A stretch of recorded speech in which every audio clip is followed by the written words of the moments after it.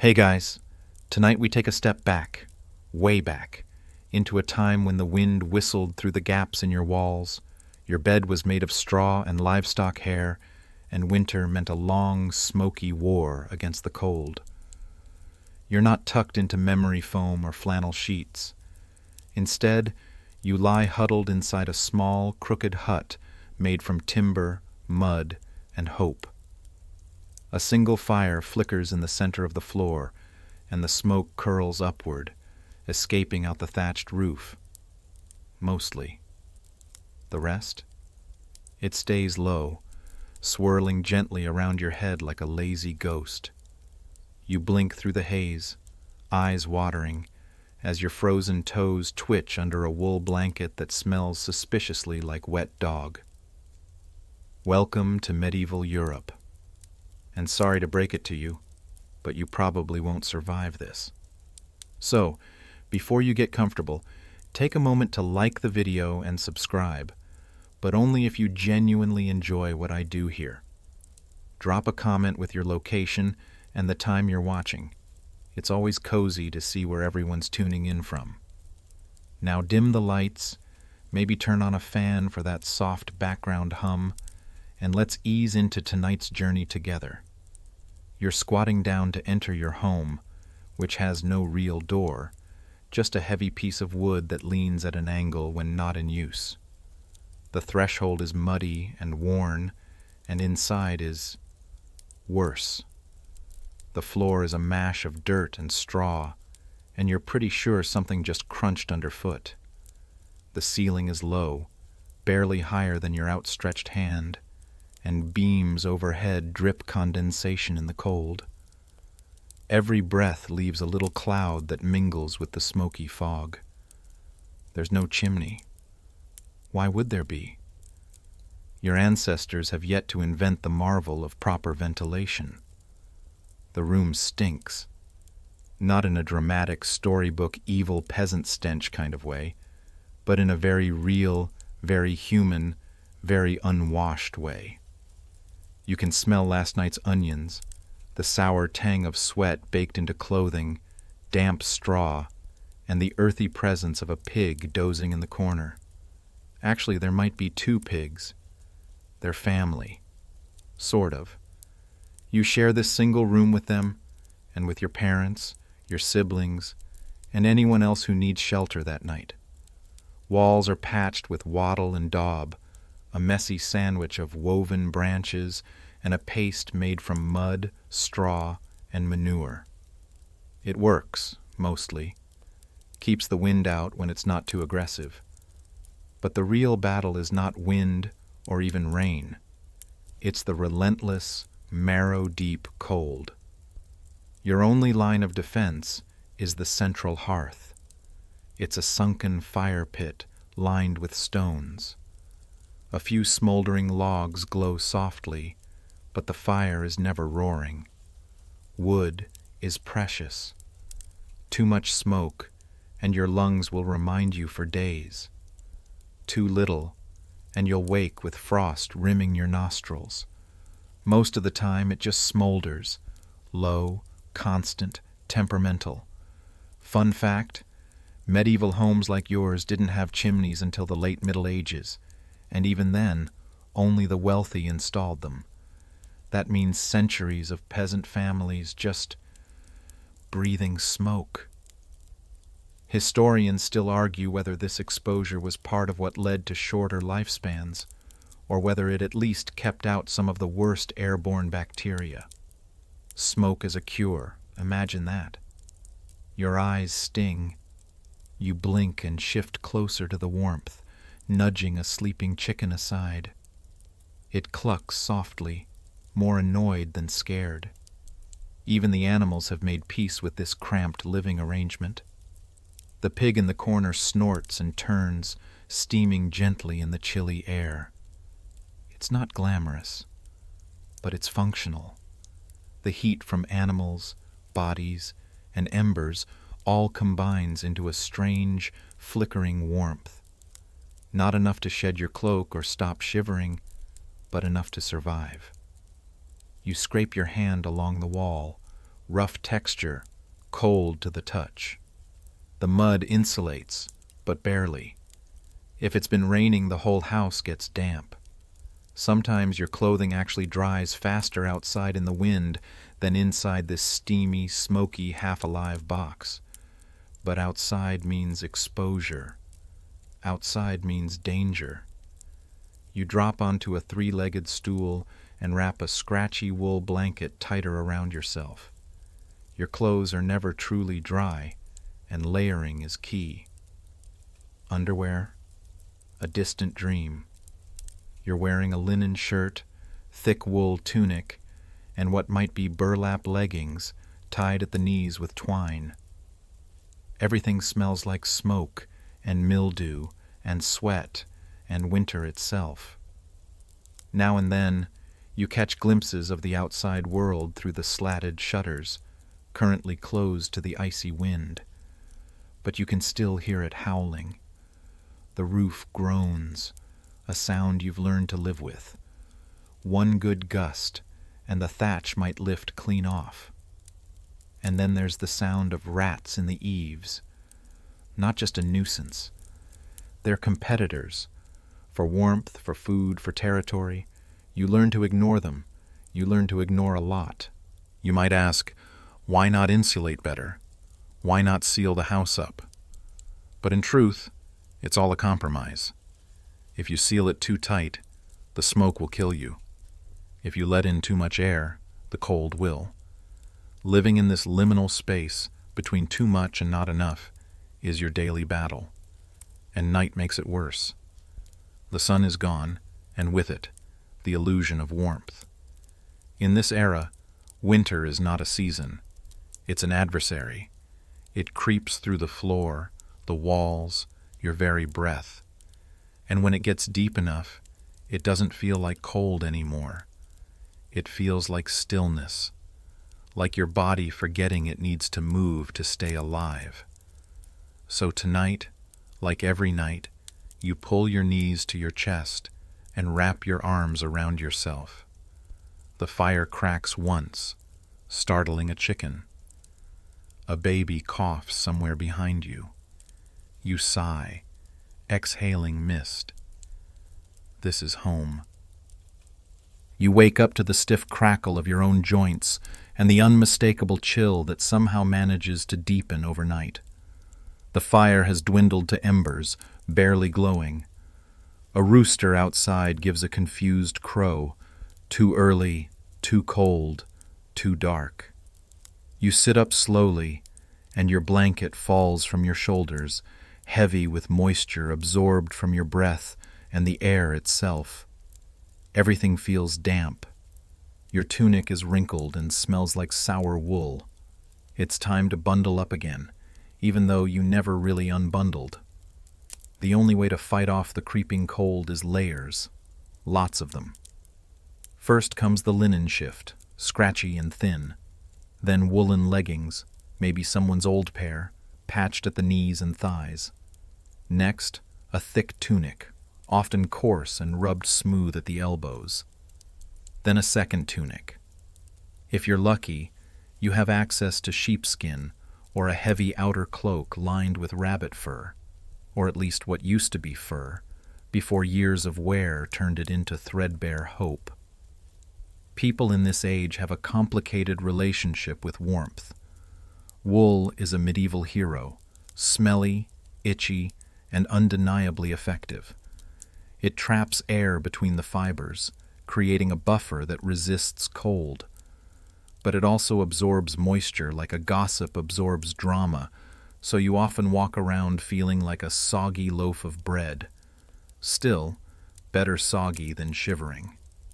A curious thing about medieval fashion. While nobles strut about in flamboyant gowns and heraldic capes, you, the average peasant, wear whatever you can stitch, barter, or inherit. Clothing isn't seasonal, it's permanent. Your winter coat is also your spring coat, and possibly your blanket, pillow, and door insulation too. Historians still argue whether peasants had specific winter wardrobes, or whether they just layered themselves into immobility when the frost hit. To keep your fingers from turning into twigs, you pull on woolen mittens or wrap them in strips of cloth. Shoes? Technically, yes. They exist. But yours are little more than leather slippers tied with twine, soaked from yesterday's snow and already beginning to stiffen near the toes. Some peasants stuff straw into them for extra warmth, while others just accept the numbness as a lifestyle. Now comes the real star of the medieval winter ensemble: animal skins. Not the elegant fur-lined cloaks of lords and ladies, but rough, smelly, practical sheepskins, worn with the wool side facing inward. They retain heat, but they also retain the unmistakable scent of sheep. Sometimes, if you close your eyes and inhale deeply, it's like you're hugging the actual animal, and in some cases, you probably are. Animals are warmth.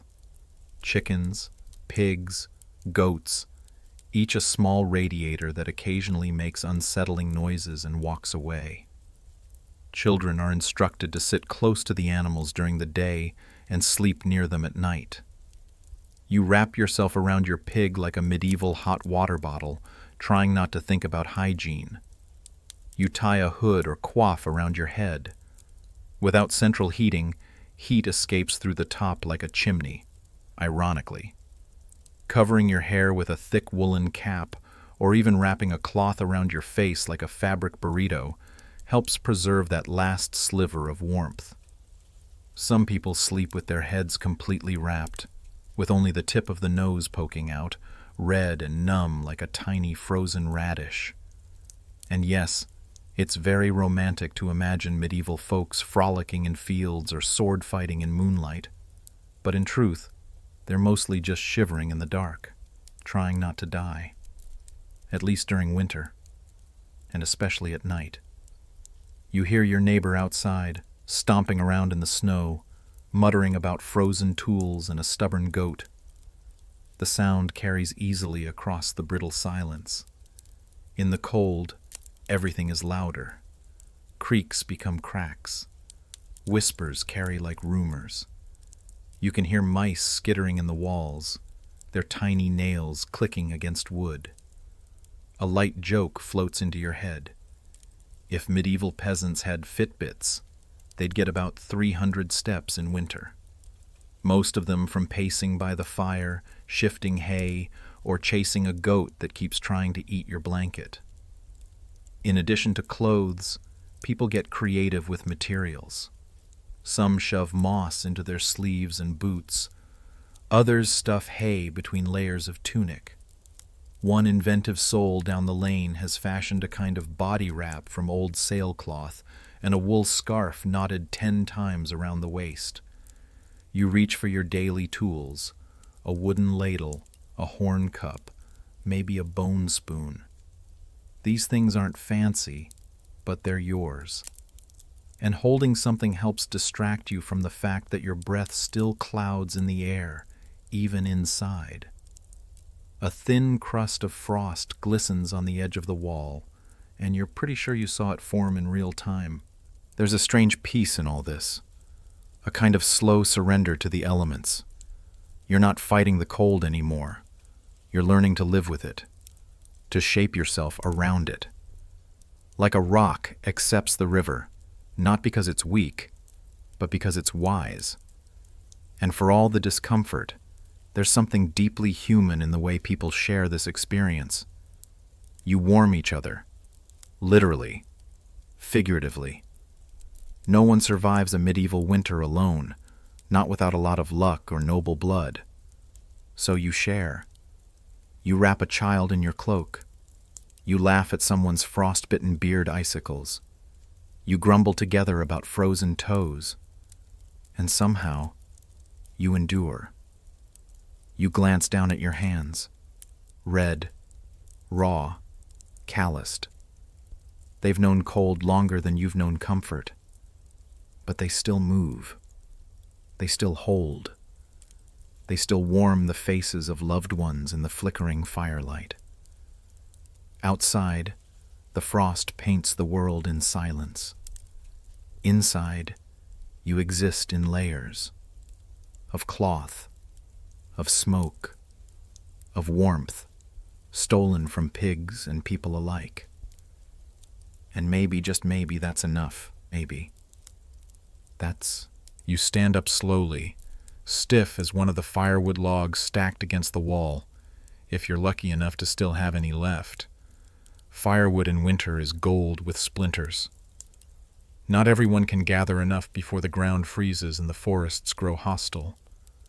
The snow comes early some years, blanketing the land in silence and ice before the last harvest is even in. And if you missed your window, you're left burning dung patties and old tools. Sometimes even the furniture gets sacrificed, one chair leg at a time. Your house smells like smoke, sweat, and toasted something. Possibly shoes, possibly onion, possibly your imagination playing tricks on your half-frozen brain. Either way, it's time to move. You step outside. The air slaps your face instantly. It's the kind of cold that makes your teeth ache and your eyelids feel like delicate glass. Your nose goes numb before you even shut the door behind you. If you have a door, which some don't. Just a curtain of sackcloth or bundled reeds acting as the last barrier between inside and the great white void. The snow crunches under your worn shoes, crisp, hollow, like you're stepping on a layer of frozen rice cakes. You tug your cloak tighter around your chest, but it doesn't help much. The wind finds its way in through every gap. Cold is clever like that. It's morning now, or close enough. The sun is still too shy to rise properly. It barely peeks over the trees, sending a smear of pale orange across the low-hanging clouds. You can't feel its warmth, but at least it's trying. You head toward the woods, not because you want to, but because fuel doesn't magically appear inside your hearth. Gathering firewood in winter is a dangerous game. Trees don't give themselves up easily.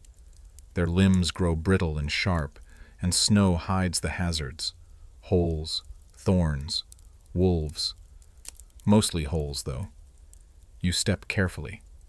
Every crack of a twig underfoot echoes like a gunshot. If guns existed here, which they don't. Not for peasants. Not yet. You reach the edge of the forest, and the trees stand tall and judgmental. Their bark is frosted. Their branches droop under the weight of snow, like they too are just trying to make it through the season without collapsing. You begin the ritual, finding dry wood that hasn't rotted, snapping branches, stacking them like sacred offerings on your makeshift sled. Some folks make bundles and strap them to their backs with rope. Others drag branches behind them in sacks. You've got a sled, just two curved sticks and a flat board tied with sinew. Elegant? No. Effective? Barely. You hear a rustle in the underbrush. You freeze. Is it a fox? A dog? Something worse? The forest doesn't follow your village rules. It has its own laws, and those laws don't care how many children you have at home or whether your mittens have holes. Out here, you are a cold, soft snack wrapped in wool. Turns out it's just a squirrel, chubby and smug, watching you from a tree branch as if to say, "You think you're cold?" You whisper a tired curse at it and get back to work. Firewood isn't just heat. It's survival. It's warmth, yes, but it's also cooking, boiling water, keeping babies alive, and chasing off the endless damp that seeps into every corner of your life. And fire management? That's an art form. You don't just toss logs in and hope for the best. You tend your fire like a child, feeding it, coaxing it, whispering to it when it starts to die. Historians still argue whether peasants in various regions actually boiled their water to purify it or simply drank from streams and hoped for the best. Spoiler alert, hope didn't always work. You return to your cottage with a bundle of branches. Your fingers barely work anymore. Your breath wheezes in the back of your throat, hot and icy at the same time. You shove the wood near the fire, feeding the best pieces in slowly, like a miser counting coins. If you're lucky, the fire catches quick. If not, you'll spend the next half hour breathing smoke, poking embers, and sacrificing your eyebrows. Once the flames rise, everything changes. Not by much, but enough. You sit near it, palms out, watching the steam rise from your own clothing. The sound of crackling wood is like music. You lean in, but not too close. You've singed your hair before. The smell lingers for days. There's something ancient about fire watching.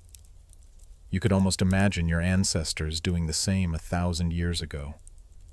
Huddled, waiting, dreaming of warmer days. Or just of days where their toes had sensation. And there's a particular moment when your outer layer is warm, your inner core still cold, and your clothes begin to dry. That moment is magic. It doesn't last long, but it's enough to remember what comfort feels like, even if only for a second. You rub your hands together. You can almost feel them again. The fire glows, casting shadows that dance across the soot-streaked walls. The baby stirs in the straw bed. Someone coughs. A goat sneezes. The world goes on. In some villages, winter brings more than just frost. It brings stories. People sit close and whisper tales about spirits in the snow, glowing eyes in the woods, and the white lady who steals breath from children. Half entertainment, half warning. You were raised on those tales, and on nights like this, you still find yourself glancing toward the window a little too often. There's debate about how much of these stories were meant as cautionary tales, and how much were just bored minds trying to make sense of a long, dark season. But they stick with you. They shape the way you walk through the night, always half listening for footsteps in the snow that don't belong to anyone you know. And so the day inches forward, marked not by clocks, but by firewood, hunger, and temperature. You add another log. You wait. You breathe through the smoke. You survive. As the fire crackles and your hands slowly regain feeling, you start to think about the meals of the day, or, more realistically, the limited scraps you'll manage to turn into something edible. Winter food in medieval peasant life is less about gourmet and more about sheer persistence. You probably won't survive the long nights on freshly baked bread or roasted meats unless you're nobility or lucky enough to live near a forest bursting with game. For you, it's about preserved staples and clever improvisation. Root vegetables, turnips, parsnips, carrots, are the unsung heroes of cold weather survival. Harvested before the snow hit, these hardy tubers were stored in cool, dark pits or cellars, often layered with straw or leaves to keep them from freezing solid. You remember the earthy scent of a freshly dug root, slightly sweet but stubbornly bland, perfect for boiling into thick, hot pottages. Pottage, thick, soupy, often made with barley or oats, is your go-to meal. It fills the belly and soothes the chill, even if it's more mud than stew. Fresh greens are a rarity. Frozen over or dead by the time winter settles, They're replaced by dried herbs and whatever rooty morsels you can scavenge. Meat? That's mostly salted or smoked, hanging in small chunks from the rafters. Fresh meat is a luxury, saved for feast days or emergencies. You might have a few salted pork pieces or dried fish stored in your pantry, wrapped in cloth and kept as dry as possible. Rats might nibble at them if you're not careful. Preserving food is an art form of its own. Salt, precious and expensive, is your best friend. Without it, the chance of a decent meal in winter dwindles dramatically. You recall the strange smells that come with salted fish, something that smells almost like the sea but also like a dirty sock. Some peasants use fermented milk or sour cream as a substitute for freshness, though that's a gamble that can go very wrong. Oddly enough, bread, usually dense rye, was often saved for special occasions.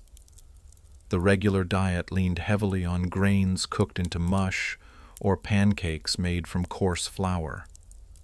The idea of a flaky, soft loaf was probably as foreign to you as a dishwasher. In addition to sustenance, warmth also comes from ritual and routine. Mealtime is a moment of relative comfort and social gathering. The family huddles close around a single bowl, sharing whatever broth or mush is on offer.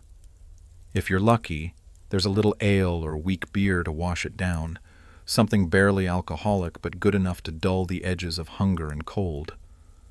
On the flip side, winter's scarcity means hunger is a constant companion. You might go days with only a few spoonfuls of pottage, trying not to think about the gnawing emptiness in your stomach. Children, especially, suffer most from this deprivation. You cover them in extra blankets and hope their small bodies can make it through the nights without feeding properly. Here's a quirky medieval tidbit. Some peasants resorted to eating bark or boiled acorns to fill their bellies. The bark was scraped and boiled to soften it, an unpalatable last resort, but survival trumps taste. Acorns had to be soaked and leached thoroughly to remove their bitterness and toxins. It's a reminder that medieval food wasn't just about flavor, but pure endurance. And there's scholarly debate about how widespread these survival tactics really were. Were these extreme measures common, or only during famine years? Did peasants have secret stores of food we don't hear about? Historians still argue whether the average peasant diet was chronically meager or just seasonal. Back inside, the kitchen area is simple: a clay hearth with a small iron pot, a wooden table scarred from years of chopping and pounding, and a collection of tools mostly handmade and well-worn. You stare into the fire, stirring the thick stew with a carved wooden spoon, while outside the cold presses harder against the windows. The smoke from the fire, thick and acrid, hangs in the air, mixing with the smell of dried herbs and leather. It stings your eyes, but the warmth is welcome. You know that the fire is as much a guardian as a source of heat, keeping out the beasts and the dark. Some peasants even believed smoke itself had protective powers. The thick haze might keep away evil spirits or diseases that rode on the winter wind. This belief lingers, even as the soot coats walls and makes breathing harder. By the time the meal is ready, the cold has worked its magic, numbing fingers and stiffening joints. Eating hot food is a small comfort, a temporary shield against the harshness outside. You remember the strange practice of chewing on dried herbs or tree bark between meals, not for taste but to keep the mouth from going dry or cracking.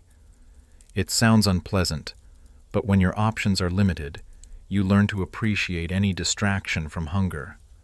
You laugh quietly to yourself, thinking about how medieval peasants probably had a better appreciation for modern heating in supermarkets than we do. Imagine walking miles through snow just to get a turnip that's been sitting in a hole for 6 months. No thanks. Still, Despite all the hardships, there's resilience here. You marvel at how people make do, crafting meals from the barest scraps and finding warmth in stories and each other. It's not glamorous, it's grit. And as the fire burns low again, you settle back, stomach full enough to dream, fingers warming and mind wandering through the long, cold night. The night thickens, and outside your humble home, the cold deepens to a bone-chilling stillness.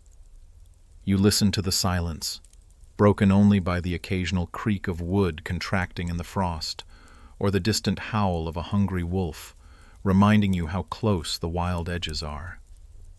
Darkness wasn't just about lack of light. It was a presence, a living thing that wrapped around your village like a heavy cloak, suffocating yet strangely familiar. In these long medieval nights, darkness influenced everything, from when you slept, to how you moved, to what you believed. Without street lamps or electric bulbs, the night was an absolute. It swallowed you whole.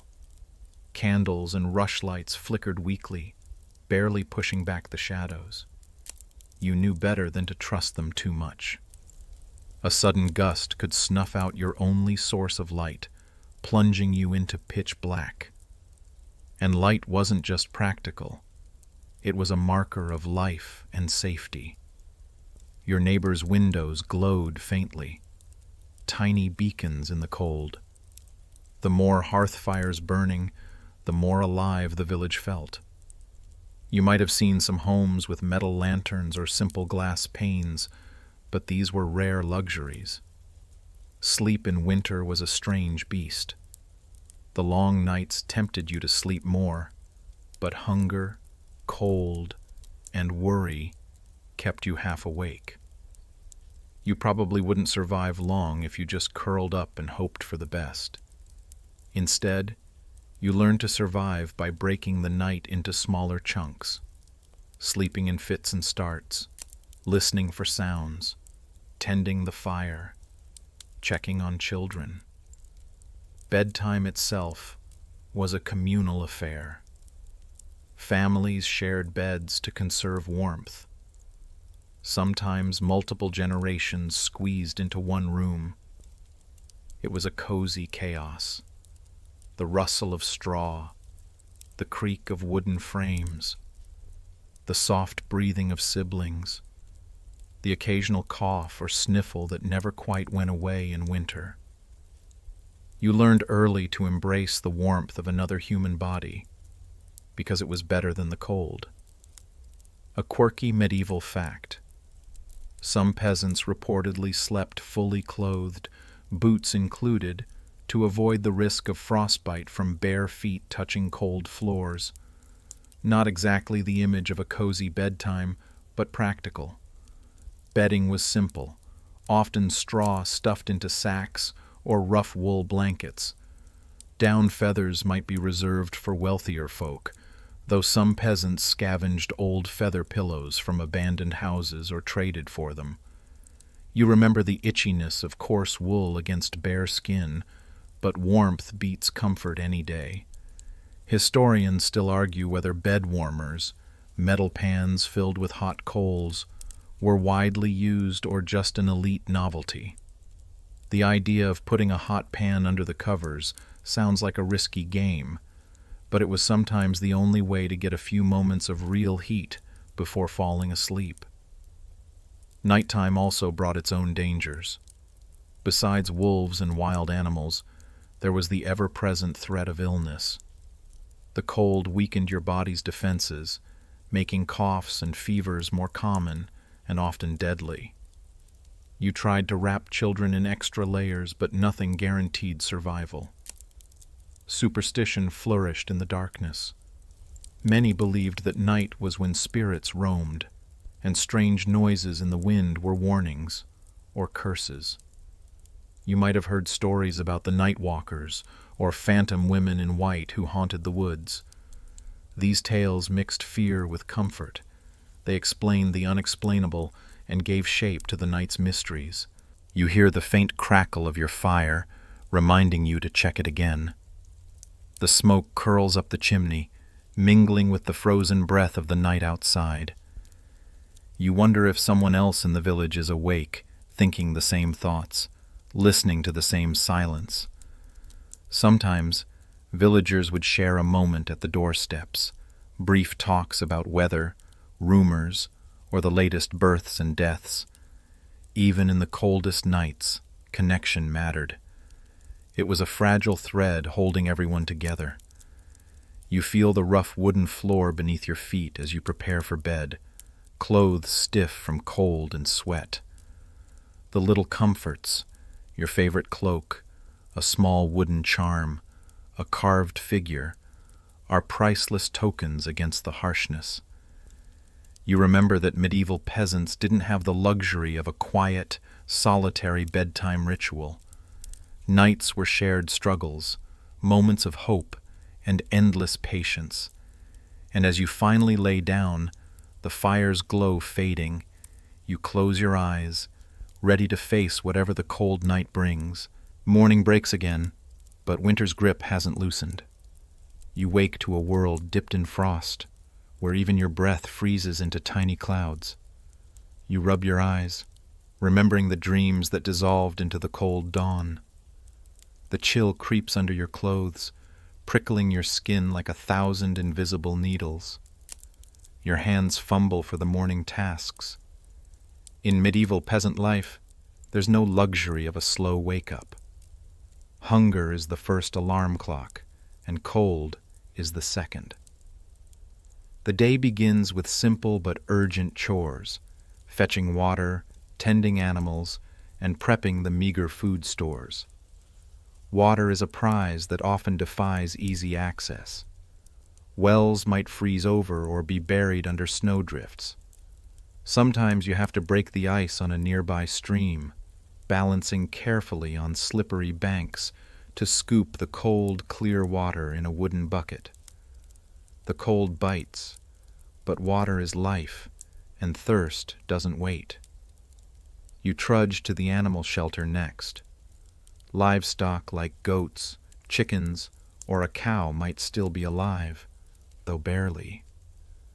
These creatures provide milk, eggs, and sometimes meat, a vital link between survival and starvation. Keeping them fed and warm is a constant struggle. You toss hay and scraps, careful to avoid spooking them into more energy loss. Inside your home, the morning light is muted, filtered through frost-covered windows. You check the fire pit. Embers remain, faint but steady. Feeding the fire again is crucial. It's the heartbeat of your household. Without it, everything slips toward despair. Cooking breakfast is a modest affair, more often a reheating of last night's pottage than a fresh feast. You grind some grain, trying to coax a little porridge or flatbread from flour that's usually coarse and unpredictable. You remember the taste. Dense, almost gritty, with a faint tang of sourness from long storage. A quirky medieval fact. Some peasants believed that eating porridge made from barley instead of wheat would protect them from colds and frostbite. It was less about science and more about hope. But hey, if it made you feel a bit warmer, why not? Breakfast is eaten quickly, often standing or sitting near the fire to conserve warmth. You might sip on weak ale or herbal tea, wild herbs gathered in warmer months and dried for winter use. These brews are more medicinal than tasty, designed to fight off sickness or boost morale. After eating, your tasks turn outdoors again. Winter work is limited but necessary. You might repair fences, gather firewood, or patch roofs before the next snowstorm. Every little bit helps keep your home habitable. You dress in layers, thick wool undergarments, a rough linen shirt, and a heavy cloak pinned tight against the wind. Gloves and hats are often homemade, patched and frayed, but functional. You can't afford the luxury of style. Warmth is priority number one. Historians still argue whether peasants owned enough clothing to layer properly, or if they relied more on a single thick garment. Textile production was labor-intensive and costly, and most peasants made do with what they had. There's a bitter humor in winter work. You spend half the day outdoors freezing, and the other half indoors trying to warm up.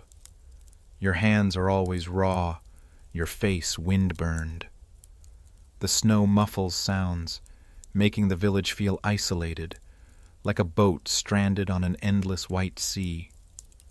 Still, life moves forward. Children play in the snow when they're not needed inside, crafting crude snowballs or chasing one another, their laughter brief but bright in the frozen air. You watch them with a mixture of joy and worry. They have no idea how hard it will get. At midday, you retreat indoors again, grateful for the hearth's glow. This cycle of brief outdoor work and long indoor rest defines winter days. It's a rhythm as old as time, dictated by the sun, the cold, and the endless necessity of survival. You sip your second cup of herbal tea, thinking about how, despite everything, these moments of quiet, fireside chats, shared meals, soft snowfalls, make the long nights and harsh days bearable. And when the cold bites hardest, these small comforts become priceless treasures. You pull your cloak tighter, listening to the crackle of wood and the soft murmur of your family nearby. Outside, the wind moans low, a lullaby in the frozen dark. As afternoon drags on, the sun hangs low and weak in the pale winter sky, barely offering more than a teasing hint of warmth. You trudge outside again, this time to tend to the fields. Well, what's left of them beneath the thick blanket of snow. There's no real planting now. The earth is frozen hard as stone. Instead, you focus on preserving the land itself, protecting it for the spring. Medieval peasants knew the importance of crop rotation and letting fields lie fallow, but winter was the ultimate fallow season. The snow acted as a natural blanket, insulating the soil beneath. You carefully pile manure and straw over exposed patches, insulating roots and enriching the earth with nutrients that would fuel next year's growth. This quiet labor feels like a conversation with the land, respectful and patient. You pause, feeling the crunch of ice beneath your boots, the biting air stealing any warmth that the day's brief light might have offered. Even the birds have quieted down, tucked away in whatever shelter they could find. Wildlife is scarce, hiding or migrating, and you're left alone with the vast, white stillness. A quirky fact to soften the frostbite. Some peasants believed that planting certain herbs or seeds in winter, even if they couldn't grow immediately, brought good luck. They might scatter a handful of flax or mustard seeds into the snow as an offering to the spirits of the earth, hoping for a bountiful harvest. Whether superstition or early farming ritual, it added a sprinkle of hope to the bitter cold. Back inside, the tools you use are basic: wooden plows, hand sickles, and stone grinding wheels. The metal parts, rare and precious, require care to prevent rust. You imagine the blacksmith in the village working tirelessly, pounding glowing iron while you tend the fields with frozen fingers. There's still debate among historians about how organized medieval peasants were in their agricultural cycles, especially in harsh winters. Some argue they had detailed communal systems, while others believe it was a haphazard, desperate battle against nature's whims. By late afternoon, your body aches from the cold and labor. You return home, where the hearth's warmth is a beacon. You begin the evening's chores, repairing tools, weaving simple cloth, and preparing firewood. Every task is both survival and ritual, a steady beat in the drum of life. Dinner is a repeat of the morning's pottage, sometimes flavored with a handful of dried herbs or a bit of salted meat. Meals are sparse, but sharing them is comforting. You sit close with family, passing around the same bowl, feeling the warmth not just from food, but from connection. At night, before sleep, you might whisper prayers or recite folk tales. The old stories keep the darkness at bay, tales of brave knights, clever tricksters, and the occasional wise woman who could heal with herbs and chants. These stories are more than entertainment. They're a form of resistance against despair. You chuckle softly, recalling one tale about a medieval peasant who outwitted a hungry wolf by offering it a stale loaf of bread smeared with honey and garlic. The wolf, so baffled by the strange treat, fled and never returned. It's probably just a story, but it sparks a little warmth in your chest. As you settle into bed again, wrapped in blankets that smell faintly of smoke and wool, you think about the endless cycle, the work, the cold, the food, the stories. It's not glamorous, it's not easy, but it's real. It's life. Outside, the moon hangs high, casting silver light on the snow.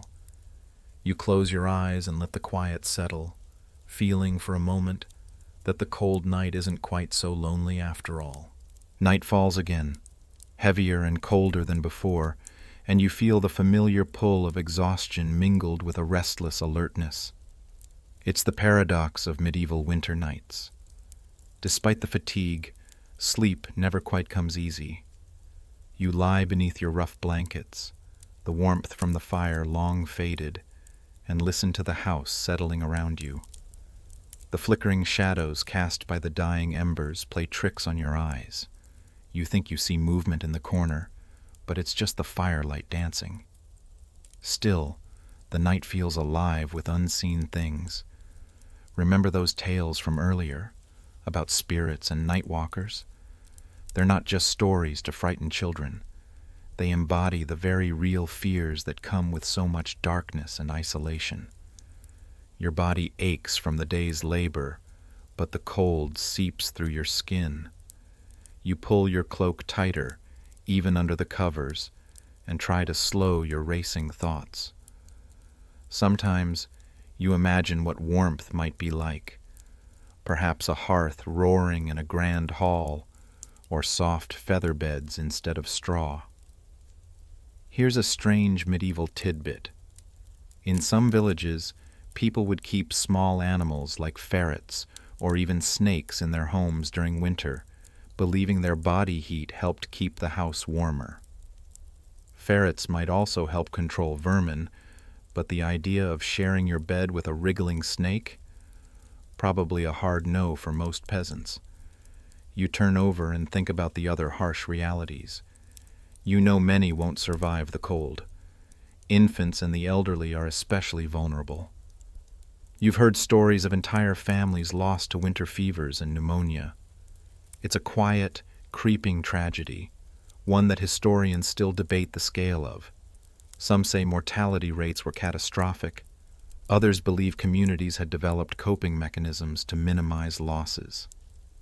You reach over to your few personal possessions, a carved wooden charm, a scrap of cloth from a distant relative, a small bundle of dried herbs. These little things carry immense emotional weight. They are reminders of home, love, and hope in a world that often seems designed to strip those things away. You listen closely to the sounds outside your door, the wind's mournful whistle, the occasional crack of ice shifting, maybe a distant bark. The night stretches on, long and unyielding. You feel the rhythm of medieval life in these hours, half sleep, half vigilance, all endurance. Slowly, your breathing evens out, and you drift closer to sleep. You hold on to the warmth of the fire, the closeness of family, and the fragile hope that tomorrow will bring more light, more strength, and maybe, just maybe, a little more comfort. And with that thought, the cold night finally loosens its grip, just enough for you to surrender to the darkness. The dawn is a faint promise, barely cutting through the gray winter haze when you rise again, your muscles stiff and your breath visible in the frigid air. You've learned to move quickly, knowing the longer you stand still, the colder you become. Morning chores await, relentless and unforgiving as the frost. Today, you need to check the granary, the modest wooden structure where your community stores precious grain. It's a small fortress against starvation. If the grain lasts, you might survive the winter. But if rats or damp ruin the stores, it could mean disaster. Walking through the village, you notice the smoke rising from chimneys, each column a sign of life and effort. People are stirring, barns to tend, fires to stoke, children to dress in layers. The cold is a constant companion, never far from thought or action. Inside the granary, you find the familiar scent of grain and dust. You inspect the sacks carefully. Signs of mold or gnaw marks could mean weeks of hardship ahead. You brush away cobwebs and check the traps set for vermin. Rats are cunning adversaries, thriving even in the harshest conditions. Here's a quirky fact. Some peasants used to spread powdered tobacco or ashes around granaries to deter rats. While not exactly a foolproof method, it's one of many folk remedies born from desperation and resourcefulness. Grain isn't just food, it's currency, social capital, and survival insurance. Historians still argue whether peasants generally owned enough surplus grain to trade, or if most lived hand to mouth, barely scraping by season to season. You leave the granary and head to the communal oven, if your village has one. Baking bread in winter is a careful process. Wood is precious, and ovens were often shared among neighbors to conserve fuel. You bring your dough, a mix of barley or rye, coarse and dense, and wait your turn. The smell of baking bread is a rare luxury, a fleeting comfort that makes the bitter cold seem a little less harsh. It reminds you of why you keep going, the small joys amidst the struggle. Outside, children gather briefly, their cheeks rosy from the cold, their laughter a fragile melody breaking the winter silence. They play simple games, using sticks or stones as toys, making the most of what little they have. As the sun sinks low, you return home, weary but determined. Dinner is a quiet affair, more bread, some salted fish or dried peas, maybe a sip of weak ale. The food is humble, but it sustains you through the long night to come. You pause and reflect on the cycle, the grind of work, the scarcity of resources, the relentless cold. Yet, there's an undeniable strength here, in the shared effort and endurance of your community. It's what keeps you alive, keeps you hopeful. You settle by the fire once more, wrapped in your threadbare cloak, and prepare to face another long night. The cold might be unyielding, but so are you. Evening arrives with a sharp chill that seems to settle deeper into your bones. The sun's retreat leaves the village shrouded in shadows and silence, broken only by the crackle of the fire and the muffled murmurs of your household. You wrap yourself in the familiar rough wool cloak and huddle close to the hearth, grateful for the flickering warmth that fights the cold. The fire isn't just heat, it's a center of life, a gathering place where stories and news travel as much as the flames themselves. You remember the long hours spent sharing tales with neighbors, voices low and comforting against the harsh night. There's a peculiar magic in these moments, a way the community's spirit seems to outshine even the darkest, coldest evenings. You pull a small bundle of dried herbs from a pouch, sage, rosemary, and a hint of lavender. Burning these herbs near the fire is said to ward off sickness and bad spirits, an old practice blending folklore and survival instinct. The scent is faint, but soothing, mixing with the smoke to create an atmosphere that is both calming and mysterious. Historians still argue whether such herb burning was primarily symbolic or genuinely effective against disease. Regardless, it's a ritual that helps calm the mind, a psychological shield against the fear that winter sometimes brings. Tonight, you think about the clothing you wear, a patchwork of hand-woven fabrics, each piece a story of its own. Wool was the king of medieval textiles for warmth, but it was scratchy and heavy. Linen underneath added breathability, but little insulation. You've heard that some peasants soaked their clothes in animal fats or oils to repel wind and water, a messy but practical solution.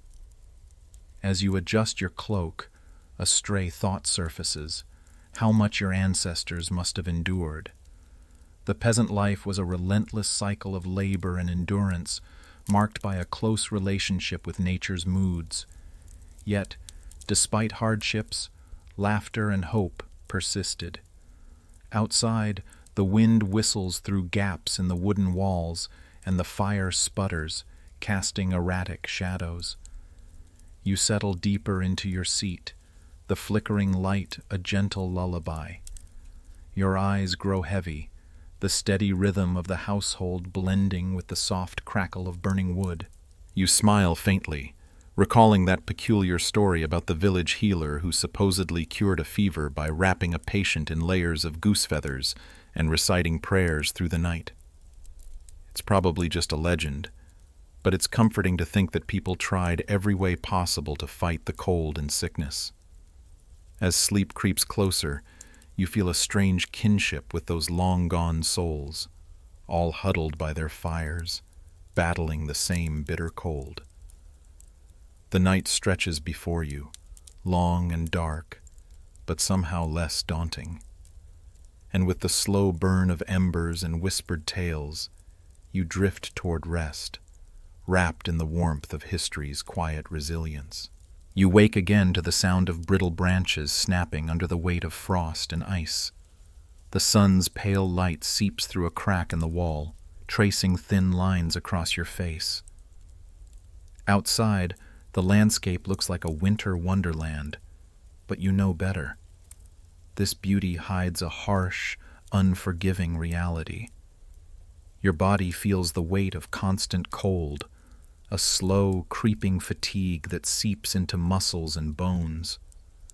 Dressing takes time and patience. You wrap yourself in the thickest garments you own, layering wool and linen, hoping to create a barrier against the chill that never seems to relent.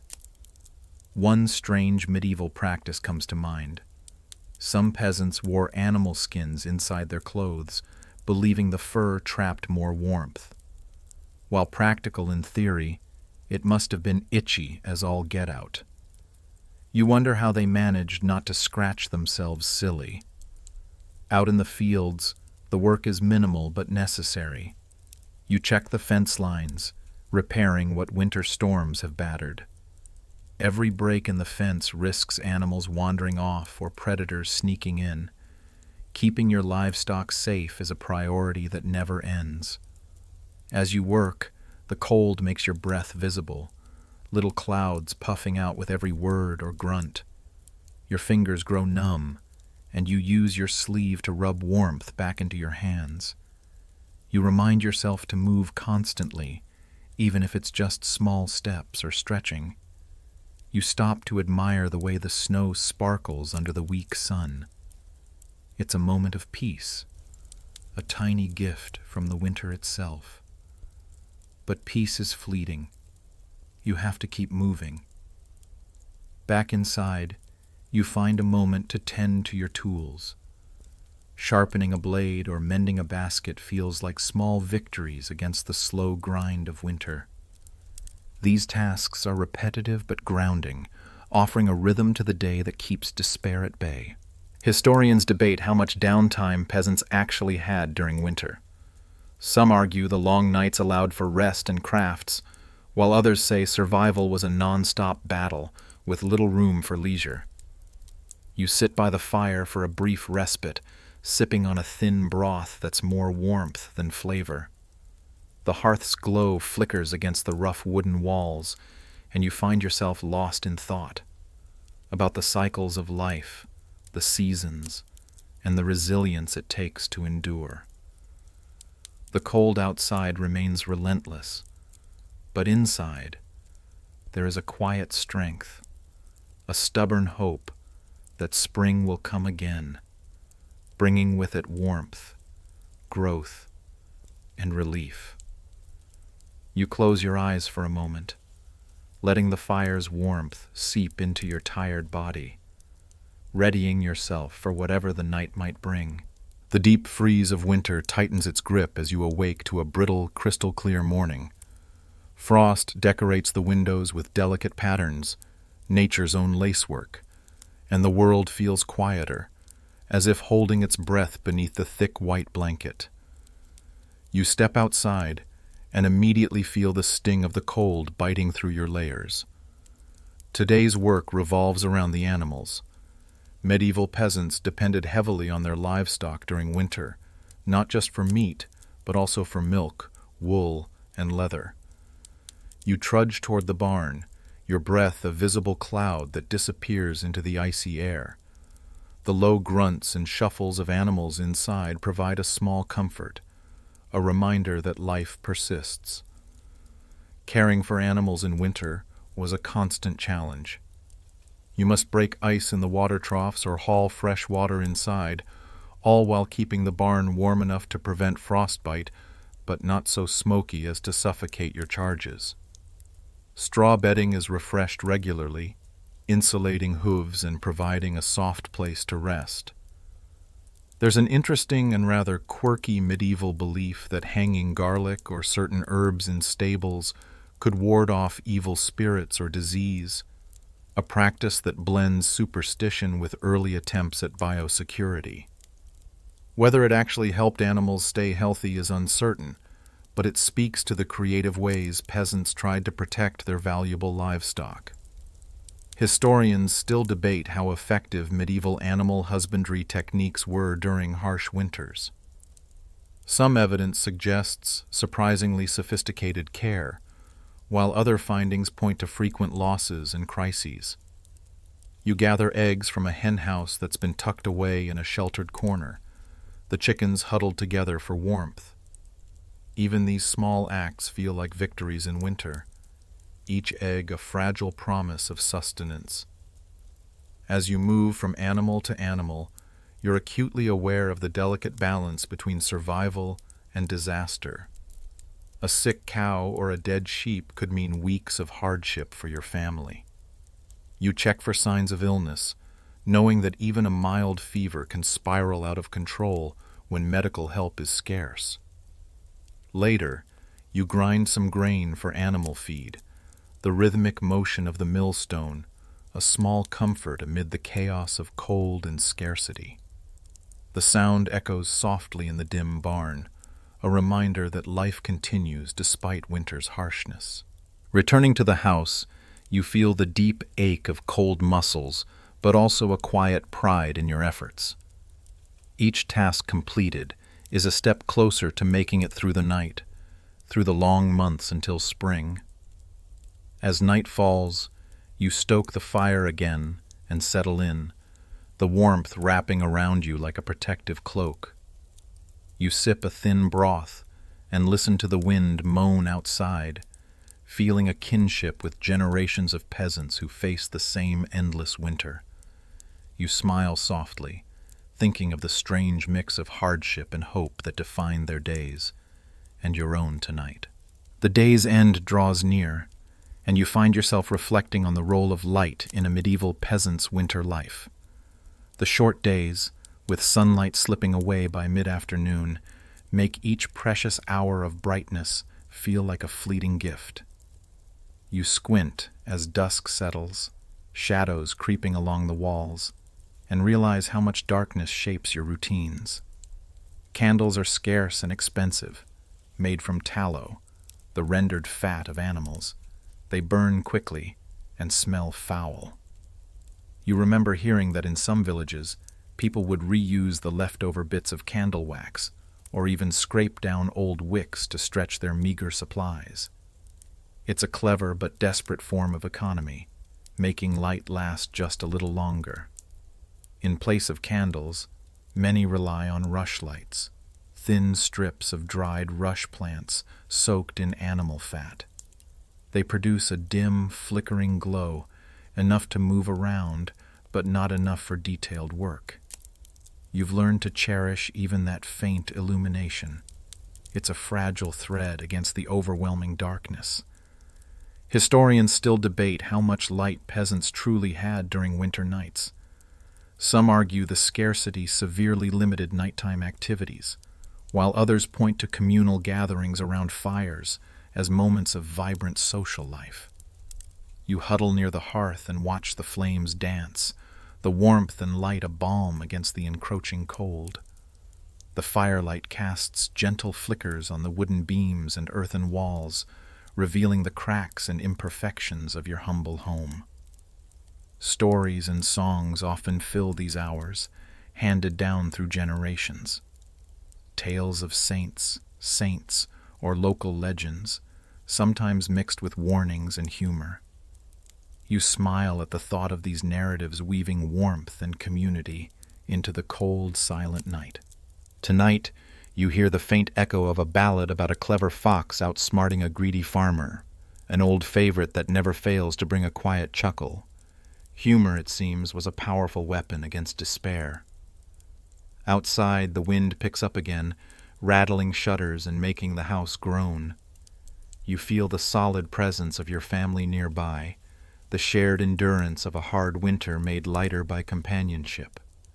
As your eyes grow heavy, you think about the small but vital comforts of light and warmth, the fire's glow, the flicker of a rushlight, the crackle of wood burning, and how they anchor you in the darkest hours. Slowly, you let the quiet settle, your breath matching the slow rhythm of the fire, and drift toward sleep with a gentle smile. Morning arrives again, cold and sharp, but there's a faint shift in the air, a promise, perhaps, of the approaching spring. You dress quickly, pulling on your worn boots and patched cloak, and step outside. The ground crunches beneath your feet, frost glittering on every surface like tiny diamonds. Today is a day for wood gathering, a crucial task in winter. Firewood is life. Without it, the house grows cold, and with cold comes sickness. You know from experience how quickly a pile of chopped wood disappears in the flames, and you must keep feeding the fire to keep the chill at bay. The forest beyond the village looks dark and foreboding in winter. Snow-laden branches hang low, and the cold air bites through your gloves. You heft your axe and begin chopping, each swing echoing in the stillness. The rhythmic thud is oddly soothing, a steady beat in the long winter silence. Wood gathering was dangerous work. Frozen ground could cause slips, heavy snow could trap you, and wild animals were a constant threat. There's a story you recall about a peasant narrowly escaping a wolf pack by climbing a tree, his heart pounding as the creatures circled below. In some areas, peasants practiced coppicing, a sustainable method of harvesting small trees and shrubs to regrow for future wood supplies. It was a clever system that balanced immediate needs with long-term survival, a sign of medieval wisdom often overlooked. Historians still argue how widespread and effective coppicing was, but its principles resonate with modern ideas of sustainability. You work steadily, stacking wood in neat piles near the house. Each log is a tiny victory against the cold, a tangible contribution to your family's survival. Your muscles ache, but the sense of purpose fuels you. Back inside, the warmth from the fire feels sweeter after the cold labor. You tend the flames carefully, adding wood bit by bit, watching the orange glow spread across the room. Dinner is a modest stew, simmering on the hearth, a mix of root vegetables and salted meat, thick and hearty. The aroma fills the kitchen, stirring hunger and comfort together. As you eat, you reflect on the cycle of winter survival: work, rest, community, and resilience. It's a rhythm that shaped generations, a dance with nature's harshness that demanded strength and ingenuity. The night will come again soon, but for now, you savor the fleeting warmth and light, holding on to the hope that spring's return is just around the corner. The night grows deeper and quieter, and you settle down near the hearth once more. The flickering firelight casts gentle shadows on the walls, and you feel the slow, steady pull of sleep. But before you drift off, your mind wanders to the role of community during these long winter months. Winter isn't just about survival, it's about connection. When daylight is scarce and the cold drives everyone indoors, people come together in ways they might not during the busy planting and harvest seasons. Shared meals, storytelling, and communal tasks create a warmth that no fire alone can provide. Villages often held gatherings called wassails or Yule feasts, where neighbors exchanged food and drink, sang songs, and told stories to lift spirits. These occasions mixed pagan traditions with Christian celebrations, a rich tapestry of culture woven through the centuries. You imagine the rough, hearty laughter of villagers huddled together, faces glowing in the firelight, sharing jokes that helped them forget the cold for a little while. Humor was an essential survival tool, turning bleakness into camaraderie. There was also work shared during winter, mending tools, spinning wool, or repairing roofs. The long nights allowed skills to be passed on and new crafts to be learned. These quiet labors kept the community connected and prepared for the coming spring. Historians still argue about how much social life peasants actually had during winter versus the isolation forced by the cold and darkness. What's clear is that human connection, whether brief or extended, was a lifeline through the harshest times. You feel a deep sense of gratitude for these shared moments of warmth, knowing that no matter how fierce the winter, you were never truly alone. As your eyes grow heavy, the fire's glow dims softly. The chatter fades into a gentle hush, and the night enfolds you in a calm embrace. Slowly, your breath evens out, the world softens, and you drift peacefully into sleep, held safe by the quiet strength of those who came before you. The fire crackles softly as your mind begins to slow, the day's hard labor and small joys weaving together like threads in a warm blanket. You feel the steady pulse of endurance that runs through centuries, connecting you to those who survived the coldest nights without modern comforts or easy answers. Outside, the wind whispers over the snow, a lullaby older than time itself, soothing you deeper into rest.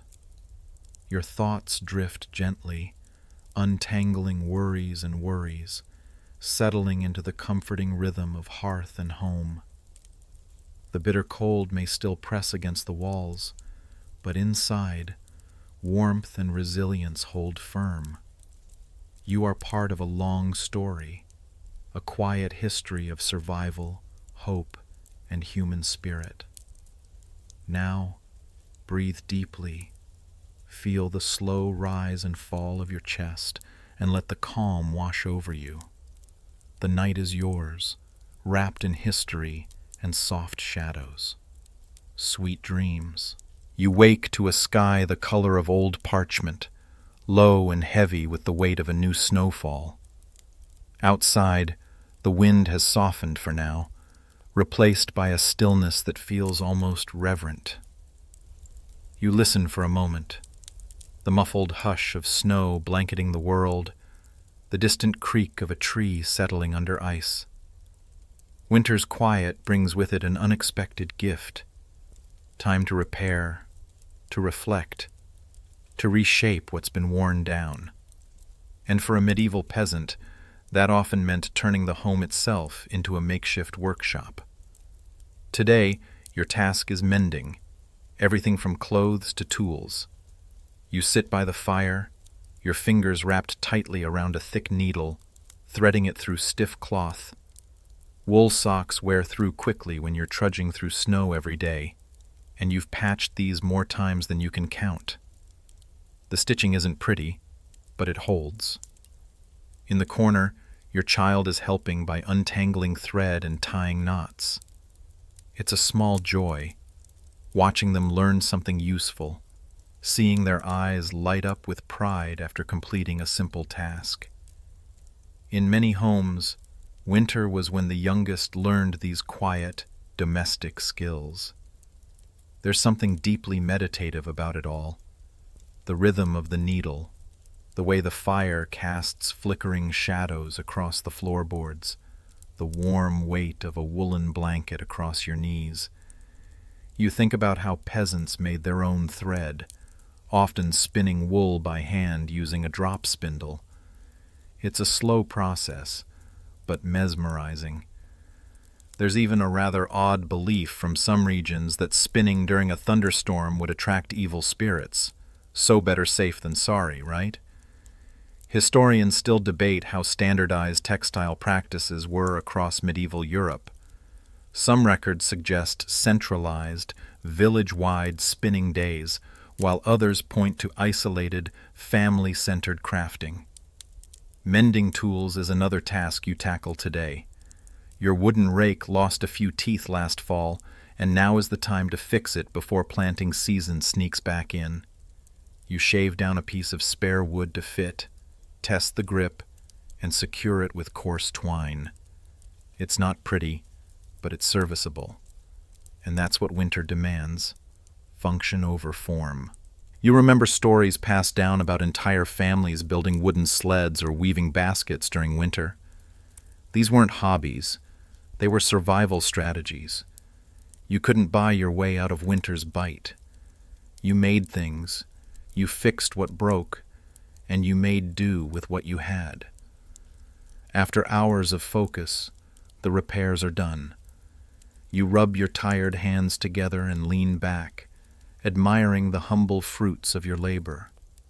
Everything feels a little more prepared now, a little more secure. The day fades into evening, and with it comes a familiar chill.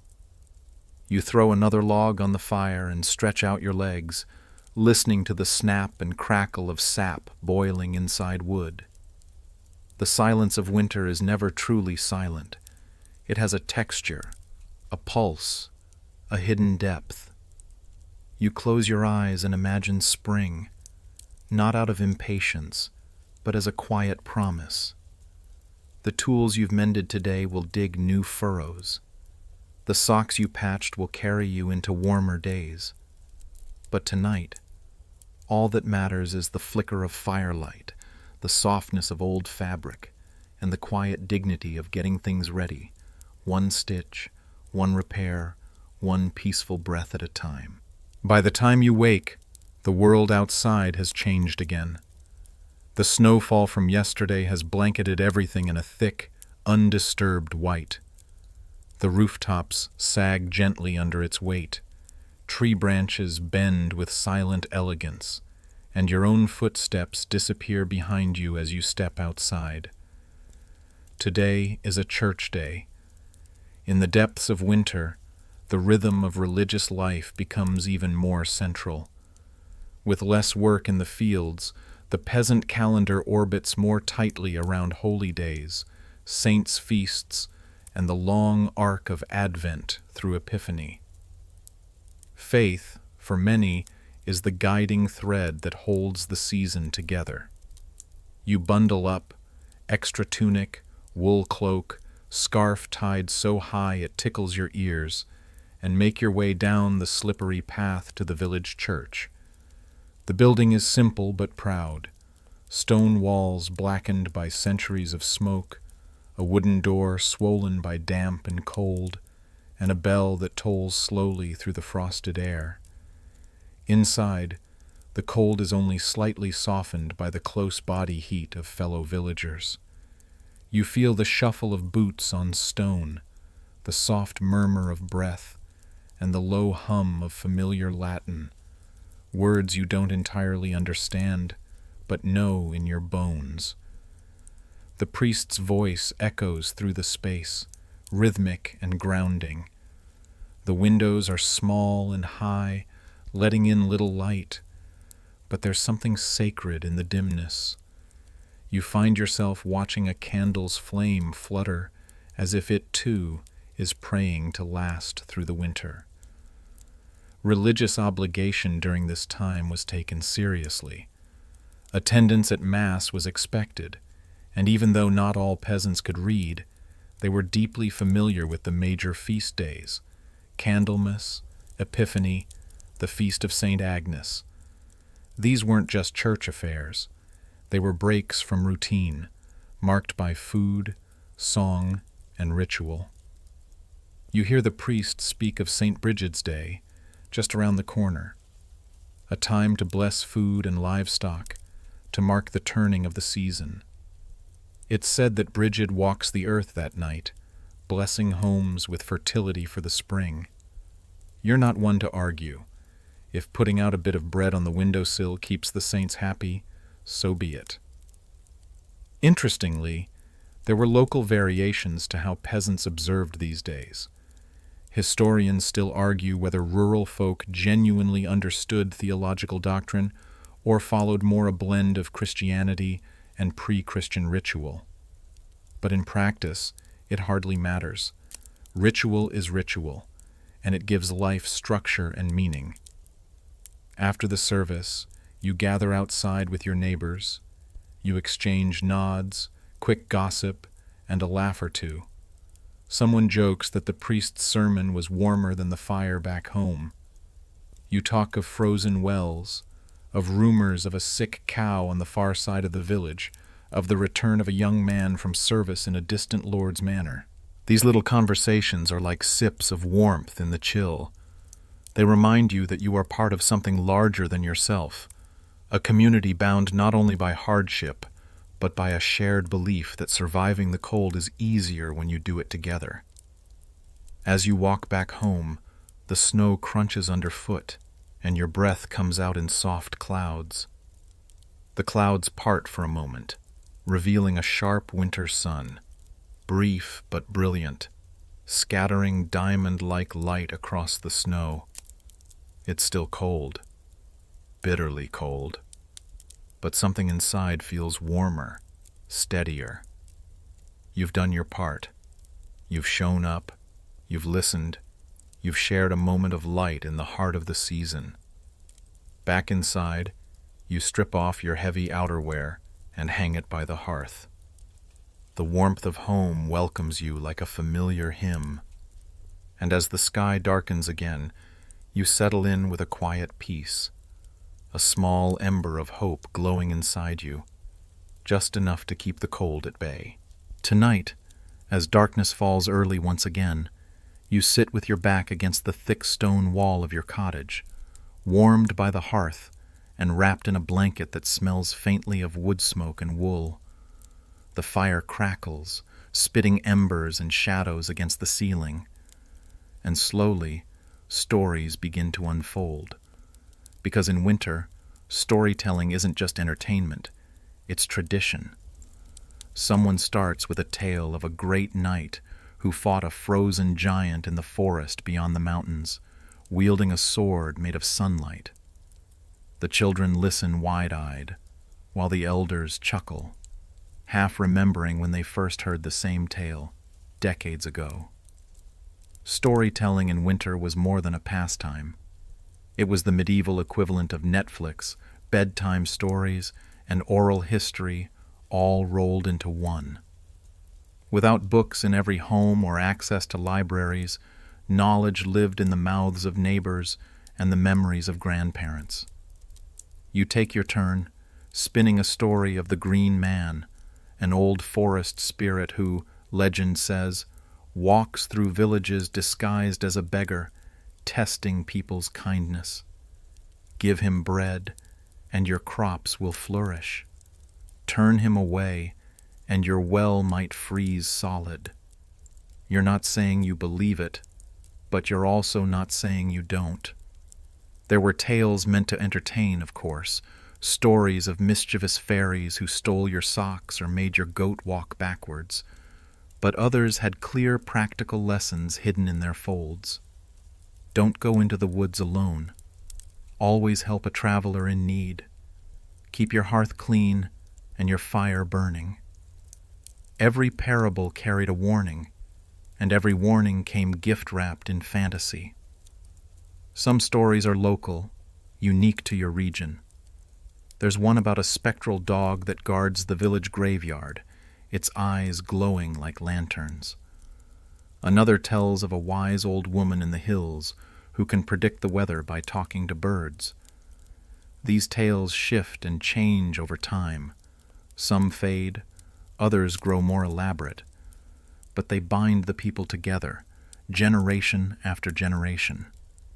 Historians still argue whether these legends were born from folklore or were twisted echoes of older pagan beliefs, woven with threads of Christianity to make them palatable in the new era. But for those who told them, that distinction hardly mattered. A good story was a warm fire all its own. Even within families, tales served as emotional glue. A father tells his children of his own childhood winters, of how cold it once got, that the water jug froze solid in the middle of the kitchen. A mother recalls when she and her sister once spotted St. Nicholas, really just their uncle in a wool cloak, leaving oranges by the door. You laugh gently. You've heard these stories before. You'll hear them again. And someday, you'll be the one telling them. In wealthier homes, if you can imagine such luxury, there might be a book or two, written in Latin or French, handwritten by monks. But for peasants like you, stories live and breathe in firelight and memory. They are flexible, alive, and seasoned with each new telling. There's something deeply human about it. The way faces soften in the glow, the way children fall asleep mid-tale, heads resting on shoulders, the way you feel, even now, lulled by the rhythm of a story older than your house, older than the village itself. You reach for another log, feed the fire, and settle in. Someone else starts a new tale, something about a baker's apprentice who tricks a troll. The details shift with every version, but the feeling stays the same. Warm, shared, timeless. Outside, the wind sighs gently through the thatch. The trees creak with the weight of the snow. And inside, you drift into a state that hovers between waking and dreaming, where every story feels possible, and every shadow might be something magical if you squint just right. Squint. The days grow longer now, barely. The change is almost imperceptible at first, like a trick of the light, a slight delay in sunset's arrival.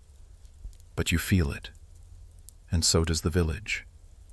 You wake to a faint golden gleam on the wall, where for weeks there was only slate gray. It's still cold. Your breath curls in the air when you lift the blanket, but the light has shifted. It glows. There's a stir in the community, a quiet sense of anticipation. People begin to talk of planting again. Not yet, not for weeks, maybe more. But soon, soon. You step outside and test the ground, still frozen solid. A crow calls from the bare branches above, sounding half bored, half hopeful. You give it a nod. You know the feeling. It's about this time that winter festivals return. Not the solemn religious ones, but the noisy, earthy, peasant versions. Think of it as medieval cabin fever relief. Everyone's been cooped up with their families, scraping the last of the pickled cabbage and listening to the same 3 stories all month. So the village agrees, almost instinctively. It's time for a little nonsense. And so the Feast of Fools begins. You probably wouldn't get away with this kind of thing in front of the Lord, or the bishop, or anyone who still has dignity to protect. But that's the point. The world flips upside down. Someone dresses as the priest. Someone else puts a chicken on their head and claims to be king of the snow. There's music, dancing, truly terrible poetry shouted into the wind, and a surprising number of onions tied to belts. It's harmless chaos. It lets off steam. It reminds everyone that laughter is also a kind of warmth. These festivities were real. Yes, the Feast of Fools existed, especially in parts of France and England, with records dating back centuries. And yes, they were often frowned upon by church officials, though tolerated grudgingly by local clergy who understood that humans can't live on piety alone. One quirky detail: some villages had a lord of misrule, a chosen fool who led the festivities for a day. He issued fake proclamations, judged ridiculous contests like who could moo the loudest, and was ceremonially deposed by sundown. It was satire before satire was a genre. Historians still debate whether these events were meant to parody religious authority or simply to create a temporary space for collective release. Either way, the result was the same: community, laughter, and a shared reminder that even in winter, joy was possible. You join in, of course. You even let yourself be talked into a game involving snowballs and blindfolds. You get hit in the face. Twice. Everyone laughs, and so do you. Later, someone brings out the last of the mead. You sip carefully. It's strong, probably stronger than it should be, but it warms your chest and loosens your tongue. You find yourself telling a half-true story about wrestling a wolf last winter. No one believes you, and no one minds. As night falls, the laughter dies down, but the glow remains. Not just from the firelight and the alcohol, but from something deeper, a shared spark, reignited. You walk home with sore cheeks and a full heart.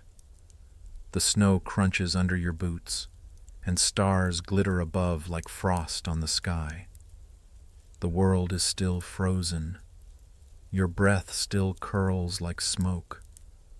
But inside you, something has shifted. Winter is no longer a weight pressing down. It's a story you're almost done telling, a journey nearly complete. The days now stretch slowly, like a cat waking from sleep.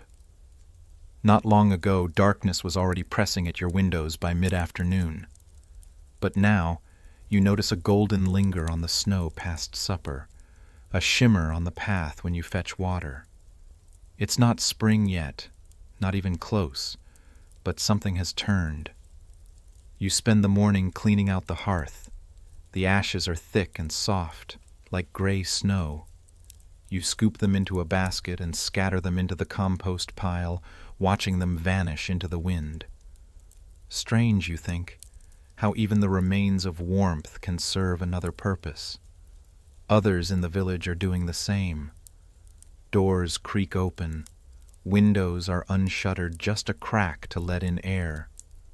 The chill still bites, but the smell of earth is beginning to return. Wet soil, meltwater, old straw. In the distance, someone has begun mending a fence. It's still too early for planting, but it's not too early to prepare. You patch your cloak, sharpen your spade. You check the seed sack in the corner of the cottage. Still safe, still dry. A little less than last year, maybe, but enough. If the season is kind, if the rains come, if the frost doesn't linger too long, so many ifs. That's the real challenge of medieval winter. Not just the cold, but the waiting, the uncertainty, the feeling that your entire year rests on decisions made in dim light, on food stored months ago, on weather no one can control or predict. Historians still argue whether medieval peasants truly understood the broader cycles of climate that governed their fate, or if they simply adapted as they went, one frostbitten toe at a time. Either way, you've learned this truth deep in your bones. Survive one winter, and you've earned the right to gamble on another spring. You sit by the fire one last time, watching the flames flicker low. The logs burn slower now. You can stretch them further, just a few more weeks. You think about everything you've done to get here. The nights you layered every scrap of cloth you owned. The days you trudged through snow to check on neighbors. The meals that were more broth than bread. The songs, the stories, the laughter in the dark. You remember the warmth of bodies huddled close, the ache of frozen fingers thawing in front of the fire, the taste of salt on your lips from smoked pork, the bitter tang of mead, the strange sweetness of surviving day by day, breath by breath. Outside, the sky is still pale and cold, but you swear, just for a moment, that you hear a bird, not a winter crow, but something smaller, a finch, a thrush. You open the door and step outside. The snow is soft beneath your boots, not crusted and hard as before. The sun, yes, that is definitely sunlight, glints off the branches in a way that makes the trees look as though they're made of glass. You breathe in deeply. The air is sharp, but carries the faintest memory of warmth. You've done it. You've made it. It's not spring, not yet, but it will be. And now, as the fire dims and your eyes grow heavy, let's slowly begin to drift away from this world of frozen fields and flickering hearths. Let the quiet settle in around you now. Feel the warmth of your blanket, the softness of your pillow, the gentle hum of your own breath as it slows, matching the rhythm of a season coming to rest. Outside, perhaps there's still a breeze, maybe a distant car, maybe just silence. But here, inside this moment, everything is still. Picture the last ember glowing low in the hearth. Its light pulses slowly, gently, casting long shadows across the floor. The room is safe. Your body is warm. There's nothing you need to do, nowhere you need to be. Just rest. Imagine the snow outside has stopped falling. The sky is clearing, stars peeking through, bright and silent. Far off, the world continues. But here, it pauses, just for you. All those medieval villagers, wrapped in wool and hope, they've gone to bed too. Their stories are finished. Their fires are fading. And like you, they are safe in the dark. You've walked through the cold with them. You've survived the long nights. You've laughed in the firelight, heard the bells echo through frozen fields, shared broth, bread, and dreams. Now, let it go. Let your mind float, soft and slow, like smoke from a chimney disappearing into the stars. Sleep well, traveler, and when you wake, the light will be a little longer.